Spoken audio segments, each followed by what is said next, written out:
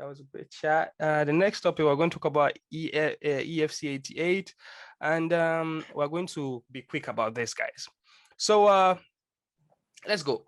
EFC 88 happened last weekend. And as much as it was a great event, there were two controversies that came out of it. Most people will see it as one controversy, but we think that it's actually two. The first one became popular even in the MMA space of United States, where the referee Natasha Brits, a female referee who, by the way, is the second time a female referee ever officiated in an EFC event. The controversy happened when the video is playing now, guys.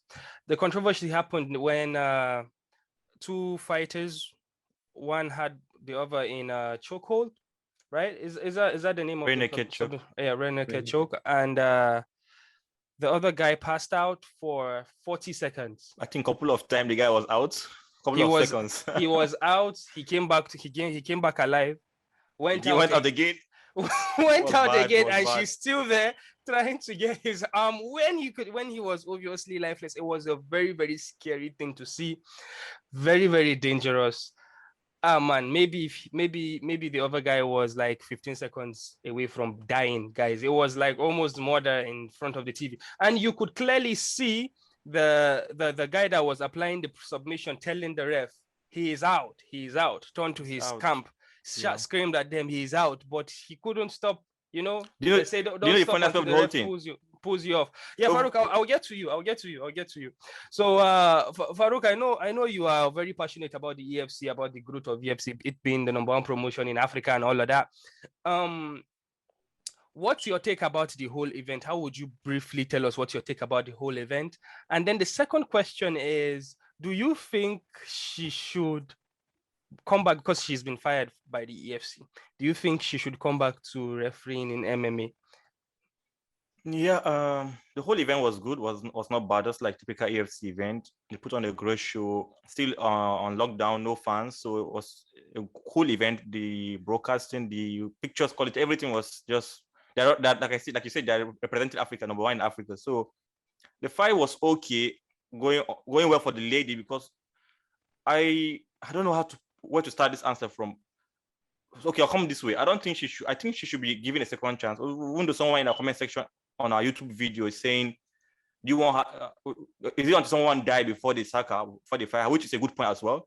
But this is like a human error. It's a mistake. This woman has reffed over 50 amateur fights. Mm-hmm. She also have reffed 5 amateur title fights. So the criteria of being a professional ref is 3 in Africa by MMASA.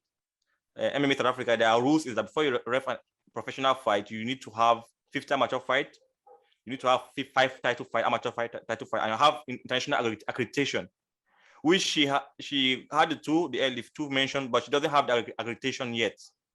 She's not a licensed official worldwide. So, which I would say that's a mistake for them not making her go through that process. So it's like also them boycotting some rules. So I think she should go and get that license to be able to be an international referee. Mm-hmm. And then maybe go back to amateur scene and ref some fight more and then come back. I don't think they should cut her off totally. It would be unfair, because she has been doing this all her life. That's what she does for a living. That's what she earns money from. Imagine someone who have 50 amateur fight and now all of a sudden just tell him go away because of an error, which most top referees in UFC have made similar errors, countless errors. But they get that pass because they are top officials and their respect is there. But this is her debut, so a bit harsh. But I think she needs to really learn a lot, because she was waiting for the guy arm to go up or down before she could stop the fight, which was totally bad. This guy was out like 2-3 times. So that's my own take for the whole thing. All right, Farouk, fantastic. Before I get to you, Yagi, I'm going to read to you guys what she said. This, okay. I quote, is her press release. She said, "I went back and I reviewed the fight as I always do. I see where I missed the mark. It was never my intention to put the fighter at risk. I would like to take this opportunity to apologize to Mr. Ntene and everybody involved. My main responsibility as a ref is to keep the fighter safe. I am willing to accept criticism and adjust," said Natasha. I think this was before she was fired. Now she has been officially fired. Also, John McCarthy on Weighing In podcast, man, if you hear the things he said about her, he was very, very disgusted, and he said she should never be close to a cage.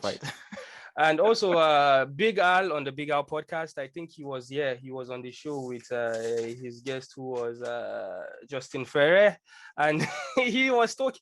They were kind of like being in the same realm of Farouk of going back and studying and all of that. But Yagi, now, what do you think? Do you think after such an era, after like something very scary to watch, do you think she should be allowed to ever officiate again?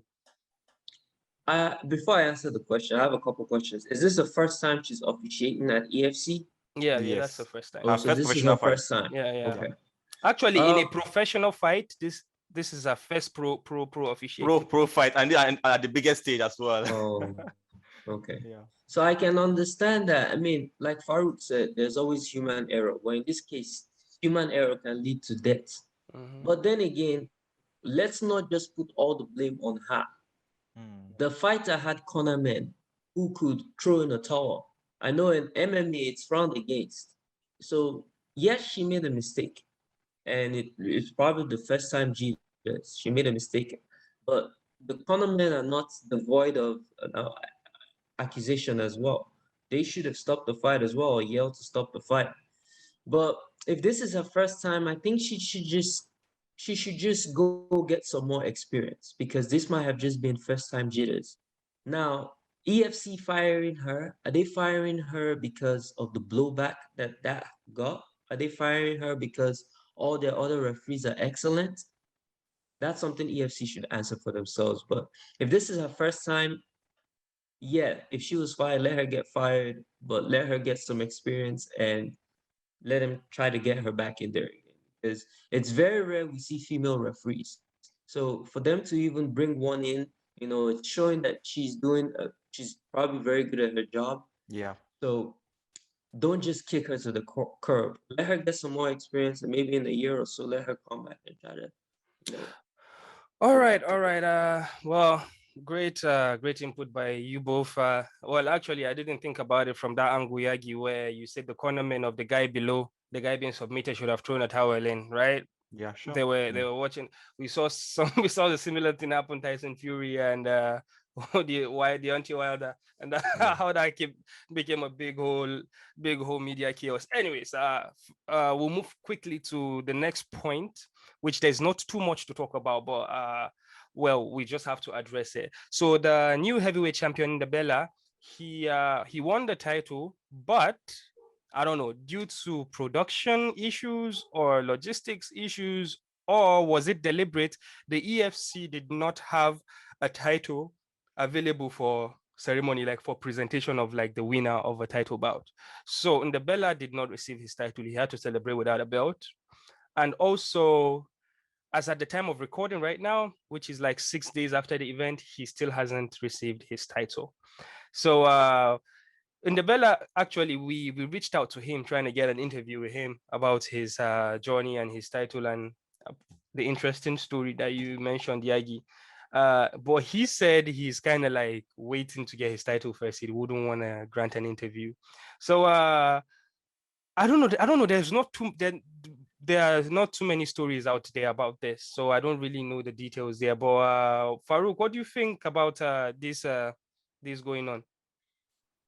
It's a big disappointment, especially me trying to push EFC so hard, making them seem like one of the best doing this thing out there. So for you not to have a title fight, if you are putting the tournament, you are supposed to have everything. So this is making me question even the prize money. How am I even sure they're being paid after the fight? That's the question. So it's a big talking point. If you cannot give a belt and you put this on your poster, you advertise this fight for 2 months or 3 months before the fight, before the card, saying they're going to fight for a vacant title. They don't even have any incumbent champion before now, saying, oh, the guy refused to relinquish the belt. Moreover, you don't even take a belt from a champion. You create a new belt for a new, I think that's what they do. The old champion go with the belt. So if you cannot make a belt, so how am I sure you're paying your fighters? And most of these fighters take pleasure or take pride in that title. Forget about the pay. Knowing that I'm a champion, putting that belt around their shoulder means something to them. Ndebela lost his dad a week before the fight. His mom encouraged him to go ahead with the fight. He took the fight to save the show, save the whole event. Because that's the fight everybody wants to see. To be honest, I also was invested because of that fight. He won the fight. Look at the emotion. He cried. it could be a big point to sell EFC to the world. Putting the belt around his shoulder with that emotion, but no belt to celebrate. The guy is refusing to give interview because he's sad. On the comment section on our page on Instagram, a fan asked him, "Have you got your belt?" He said, "No, I'm devastated. I've not received the belt yet." So imagine. So I think EFC need to work on this. Need to be able to have everything on ground. I know it's difficult. I'm not trying to be too harsh on them, but try to get a team as little as this set before putting that event together. All right, yeah. Farouk, fantastic point you raised over there. And Yagi, can you just close this chapter for us?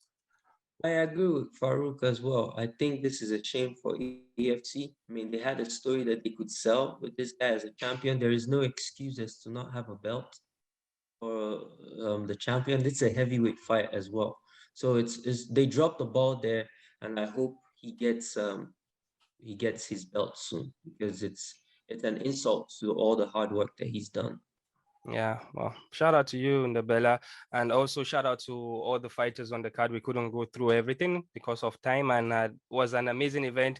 You'll be very surprised if you haven't watched an EFC event before. You'll be very surprised about how high level these guys are, from the grappling to the striking. These guys are probably UFC ready or MMA top promotion ready, if you know what I mean. Anyway, so yeah, we move forward. So the next topic was